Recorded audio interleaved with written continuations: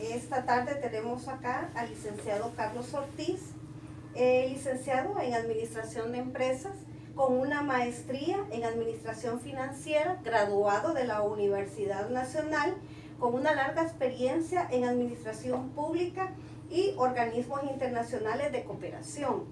Gracias, licenciado, por dedicarme estos minutos, ¿verdad? Le agradezco mucho y es un gusto estar con usted esta tarde. Bueno, muchas gracias, Abigail, por permitirme también y concederme esta entrevista, y con mucho gusto vamos a responderte todas las inquietudes que en esta tarde también tú traes para mi persona. Así es que bueno, estamos... Gracias, licenciado. Una pregunta. Cuando estudió la carrera, ¿cursó alguna asignatura relacionada con la ética? Bueno, lo que sucede es que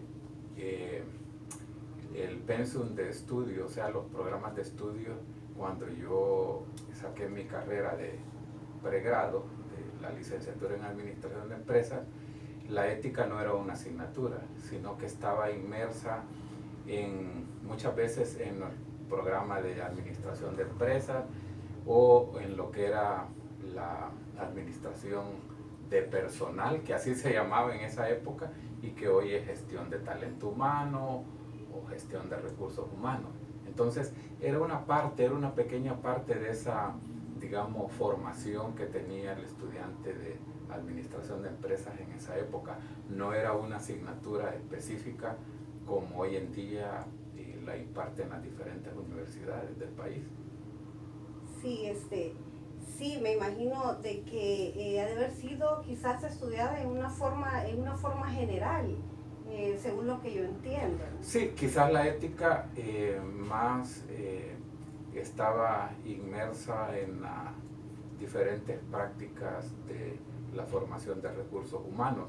Sí se veía como un contenido, pero no como digamos, como un tema específico que se requería de tanta, digamos, de una larga formación como hoy en día se exige, quizás porque las sociedades, en la medida que van cambiando también, en este caso particular, hoy en día se necesita un poco más de una mayor práctica de la ética por la pérdida de valores que ha venido teniendo pues el mismo desarrollo de la sociedad, la modernidad, el cambio de algunas prácticas, ¿verdad? Entonces se dice que la pérdida de valores en la sociedad ha motivado a que se dé énfasis en la formación de la moral y de la ética, pues, como elementos fundamentales para el comportamiento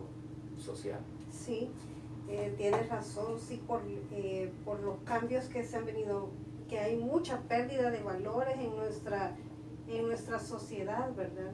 Entonces, me imagino que por eso ha tomado mayor énfasis en lo que es la ética. Bueno, licenciado, otra pregunta. Desde la práctica cotidiana de la profesión, ¿qué se entiende por ética? Bueno, quizás primero te voy a dar lo que yo entiendo por ética a nivel general. La ética realmente se desprende de los valores morales, de los principios y valores morales que las sociedades practican. Entonces, cuando ese conjunto de valores, principios, se ponen, digamos, en práctica en un conjunto de los integrantes de una sociedad, eso nosotros le llamamos ética. Si eso lo aplicamos a un entorno profesional, digamos, al desempeño profesional, entonces esa parte, digamos, es lo que le llamamos ética profesional. Lo que sucede es que los principios éticos, los valores éticos, realmente no son como valores coercitivos. Pero si llevamos ese concepto a la parte de la ética profesional, el término de ética profesional está más ligado a los principios de la deodontología. Se llama así la práctica de la ética, que es más normativa y es más coercitiva.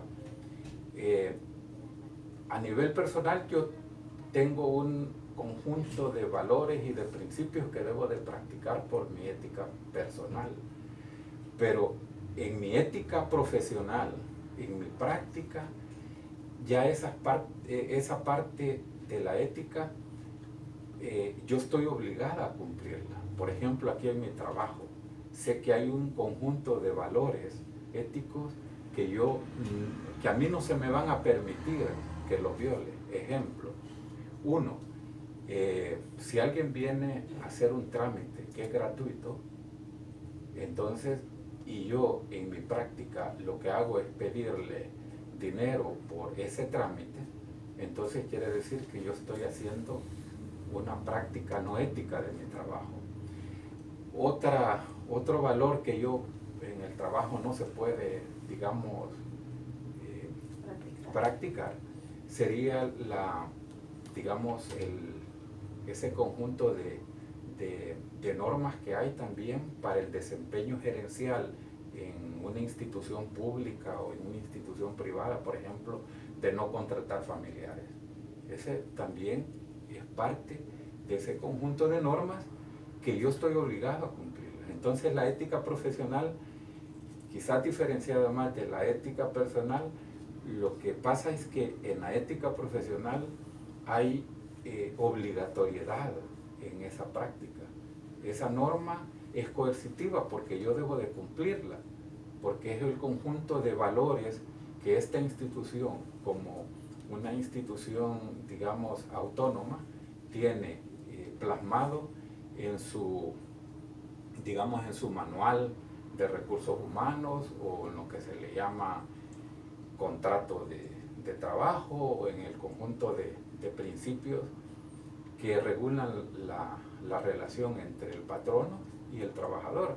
Entonces, está ligado más que todo a esa parte, digamos, la ética profesional ya es la práctica en su desempeño profesional, que normalmente allí sí no queda la libertad a la discreción mía en cumplirla o no cumplirla, sino que es de carácter obligatorio. Sí, entiendo. Es como que la ética tiene que estar adherida a nuestra personalidad realmente, ¿verdad? Tanto profesional como personalmente, ¿verdad? En nuestro, así como usted dice, ¿verdad? La ética profesional, ponerla en práctica en nuestro trabajo, ¿verdad? Sí, y quizás allí la diferencia más importante de destacar es que en la ética profesional yo la tengo que practicar sí y solo sí, porque si no voy a fallar yo en mi profesión. No ¿verdad? es así. No es que no es negociable. No es negociable, Ajá, digamos que es discrecional, ¿verdad? Y allí vale la pena también que ustedes tengan claro el concepto también de moral, porque recordad que la moral y la ética están bien ligadas, las dos cosas, ¿verdad? Y lo que, por ejemplo, en una sociedad puede ser moral, en otra puede ser no moral, ¿verdad? Entonces, ya en esa parte de la moral, deberían también ustedes tener claro el concepto de moral, ética y ética profesional. Así es. Siento de que la ética, por lo que escucho de usted, nos ayuda a ser buenos profesionales realmente, ¿verdad? Y así poder desarrollarnos bien, ¿verdad? A largo plazo en la institución donde nosotros desempeñamos nuestras funciones. Yo creo que en la formación profesional la ética es algo a lo que se le tiene que dar mucho énfasis, porque de esa manera vamos a tener profesionales integrales, es decir, profesionales no solamente con conocimiento científico y técnico, sino que con conocimientos personales y, por qué no decirlo, con una mayor inteligencia emocional en su práctica profesional o en su práctica de trabajo. Sí, gracias, licenciado. Otra pregunta. Gracias, licenciado. Otra pregunta. ¿Sirve de algo el haber estudiado ética en el momento del ejercicio de la profesión? Aunque usted me decía, ¿verdad?, de que no lo vio como una materia, ¿verdad?, sino que lo vio como como en el determinado nivel de su carrera, ¿verdad? Fíjate que realmente los principios éticos no solamente deberían de estarse, digamos, reforzando a nivel de formación universitaria o a nivel académico, sino que todos los principios morales y éticos realmente se deben de fundamentar en la familia, porque es ahí donde se desprenden todo ese principio de valores que se tienen a nivel de familia, normalmente se trasladan al ámbito laboral, ¿verdad? Sí, ¿verdad? Es bien importante, ¿verdad? La formación familiar. La formación familiar. Gracias, licenciado. Otra consulta. Según su experiencia, ¿cuáles son los 5 valores que deben de distinguir al profesional de nuestra carrera? Yo diría que quizás el número no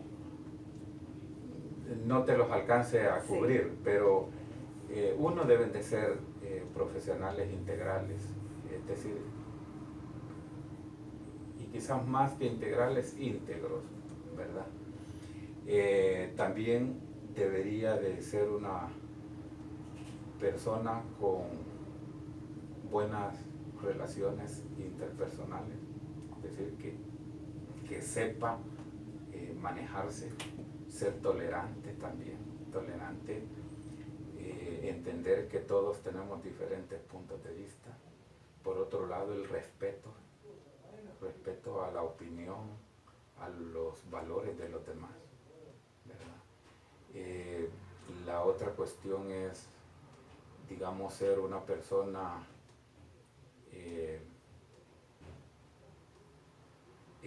educada, y no en el sentido de formación, sino que educada, de buenas costumbres, pues, que sea una persona que pueda en todo momento, pues, respetar y saberse dirigir y saber, pues, comunicarse adecuadamente con los demás. Por allí andaría, digamos, una serie de valores que creo que deberíamos de tener todos en el desempeño profesional. Sí, yo siento que en el transcurso que uno va como profesional desarrollándose dentro de su trabajo, es de manejar bien estas situaciones, porque quieras o no, hay muchas veces podemos llegar a los puntos, ¿verdad?, que nos salimos de control. Por ejemplo, algo que se me ocurre agregar, el respeto. Respeto. Es decir, yo tengo que respetar, porque la vida, las personas tenemos límites en las relaciones. Es decir, yo no puedo pasar un límite que la otra persona haya impuesto en una relación de trabajo, en cualquier relación. Esos límites deben de respetarse en las personas. Sí, ¿verdad? Ya que uno realmente es donde más pasa su tiempo, ¿verdad? Sí, claro, en el trabajo. Otra pregunta, ¿cuáles serían los 3 deberes más significativos a los que estamos obligados los profesionales de la carrera en administración de empresas al momento del ejercicio profesional? Y los deberes. Los deberes más significativos a los que estamos obligados los profesionales de nuestra carrera al momento del ejercicio profesional. Ya en el puesto, diría yo. Mira, nosotros los administradores estamos ligados a algo, siempre debemos de practicar la efectividad, por ejemplo. Debemos de ser eficientes y eficaces en lo que hacemos. Eso es indudable. Debemos de ser productivos.